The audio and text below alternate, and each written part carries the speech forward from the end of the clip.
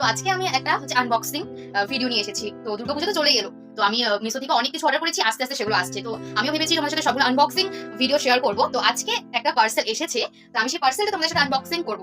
এই যে আজকে মিশো থেকে একটা জিনিস একটা এসেছে, সেটা আমার মা প্রথমে আনবক্সিং করে দিয়েছে। আমি জানি, আমি ছিলাম না বাড়িতে, তো আমি এসে দেখে আমার মা আনবক্সিং করে দিয়েছে।